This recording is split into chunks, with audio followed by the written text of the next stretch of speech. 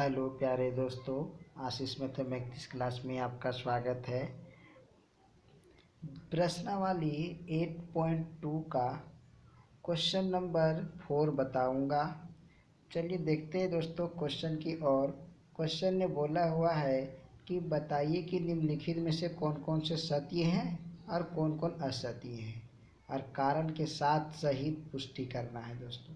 तो क्वेश्चन पहला नंबर में है कि सैन ए प्लस बी बराबर sine A plus sine B है। तो सैन ए प्लस बी का मान यदि हम लोग इधर एल एच एस हो गया, इधर आर एच एस हो गया, तो हम पहले एल एच एस को सॉल्व करते हैं। एल एच एस को तो मानेंगे हम लोग, माना कि ए बराबर 30 और बी बराबर 60। आप कुछ भी मान सकते हैं यहाँ पर। और देखिए दोस्तों, तो ए सैन यहाँ पे ए प्लस बी है, तो सैन ए का मान 30 लिए हैं और बी का मान 60, तो सैन 90 डिग्री आ गया। तो सैन 90 डिग्री का मान 1 होता है। और यहाँ देखेंगे दोस्तों आर एच एस में जिस तरह यहाँ मान बैठाएं उस तरह यहाँ भी बैठाएंगे। सैन ए है तो 30 डिग्री मान लिए हैं, और सैन बी का मान लिए हैं 60 डिग्री, तो यहाँ भी 60 डिग्री होगा। तो सैन 30 डिग्री का मान होता है 1/2 और सैन 60 डिग्री का मान होता है √3/2। तो ये देखिए दोस्तों, इस तरह कभी वन आएगा नहीं आएगा, तो इसका मान और इसका मान बराबर नहीं होगा। लेकिन यहाँ पर हम लोग 30 डिग्री और 60 डिग्री लिए हैं, यहाँ पर 0 डिग्री यदि लेंगे तो मेरा मान आ जाएगा बराबर, तो वह इस तरह से सत्य हो जाएगा। लेकिन हम लोग कोई भी संख्या को लेते हैं तो शुरू से लेके अंत तक हर चीज़ में इक्वल आनी चाहिए। ये नहीं कि कुछ मान लेंगे तब इक्वल आएगा, कुछ मान लेंगे तो नहीं आएगा। नहीं, जो भी मान लेंगे दोनों तरफ इक्वल आनी चाहिए या दोनों तरफ इक्वल नहीं आनी चाहिए। तो हम यहाँ पर 30 और 60 लिए हैं, तो दोनों तरफ इक्वल नहीं आया हुआ है। आप कुछ भी मान लेके चलिए, नहीं आएगा। 0 डिग्री लेकर चलेंगे, 0 मान लेके चलेंगे तो आएगा, लेकिन वो असत्य के रूप में माना जाएगा। तो ये भी मेरा असत्य है,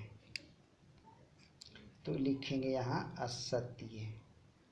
इस तरह भी लिख सकते हैं दोस्तों कि L H S equal to not R H S.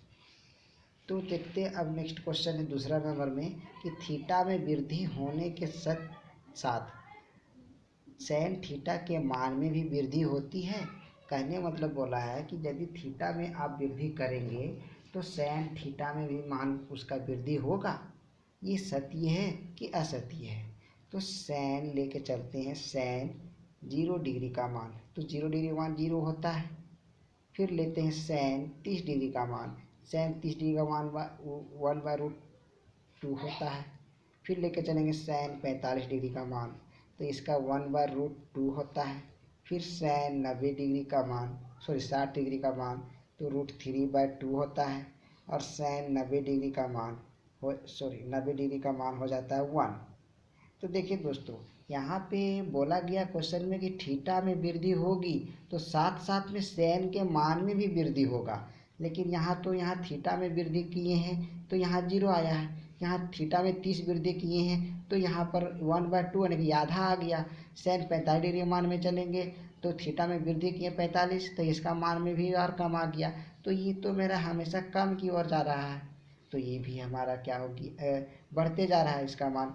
तो ये हमारा क्या हो गया, तो बढ़ते जा रहा है इधर, तो ये मेरा हो गया सत्य। यह सत्य है, या जिससे जैसे थीटा का मान बढ़ाते गए वैसे उसका मान भी बढ़ते गया। अब क्वेश्चन नंबर तीसरा देखेंगे दोस्तों। क्वेश्चन नंबर तीसरा में सेम इसी जैसा है कि थीटा में वृद्धि होने के साथ साथ कोस थीटा के मान में वृद्धि होगा। यहाँ पर बोला था क्वेश्चन में 2 में कि थीटा में वृद्धि होने के साथ साथ सैन थीटा के मान में वृद्धि होगा, लेकिन यहाँ बोला कोस के मान में वृद्धि होगा। तो कोस के मान में वृद्धि होगा, कैसे होगा देखते हैं। जैसे कि कोस 0 डिग्री का मान लेके चलेंगे तो 1 हो जाता है, और कोस 30 डिग्री लेके चलेंगे तो 1/2 हो जाएगा। तो इसी तरह लेके चलते हैं। फिर मान वृद्धि करना है थीटा में, तो इसमें थीटा में लेके चलते हैं 60 में, तो 1/2 हो जाता है। तो यहाँ पर 1 आया और यहाँ पर आधा आ गया, बढ़ती कहाँ हुआ, यहाँ पर 0 डिग्री लिए तो 0 डिग्री 1 1, तो 45 लेंगे 30 लेंगे तो इसका मान और बढ़ना चाहिए, 60 लेंगे तो और बढ़ना चाहिए। लेकिन जब 60 में मेरा आधा आ गया तो 30 और 45 में भी तो इससे भी कम आएगा। तो ये तो हमेशा मेरा थीटा का मान बढ़ रहा है, उसका थीटा बढ़ रहा है और उसका मान में कम हो रहा है। और चलिए फिर इसलिए इसका मान हम लोग और आगे लिख सकते हैं, जैसे कोस 90 डिग्री, तो 90 डिग्री मान 1 हो जाता है, कभी बढ़ रहा है कभी बराबर हो रहा है, इसलिए एक्चुअली इक्वल नहीं है, इसलिए यह मेरा क्या हो जाएगा, असत्य हो जाएगा। अब देखते हैं क्वेश्चन नंबर 4 में, थीटा के सभी मानों पर सेम थीटा बराबर कोस थीटा होगा। बोलता कि थीटा के कोई भी मान में आप रखिएगा तो सेम थीटा और कोस थीटा बराबर होगा। तो देखते हैं कि यदि थीटा के मान में 0 रखते हैं, 0 रखने पर तो क्या होगा, सेन 0 डिग्री थीटा के मान पर, और कोस 0 डिग्री थीटा के मान पर। तो सेन 0 डिग्री के मान मेरा होता है 0 और कोस 0 डिग्री का मान होता है मेरा 1। तो ये क्या हो गया, मेरा बराबर तो नहीं आया, इसलिए यह भी असत्य होगा।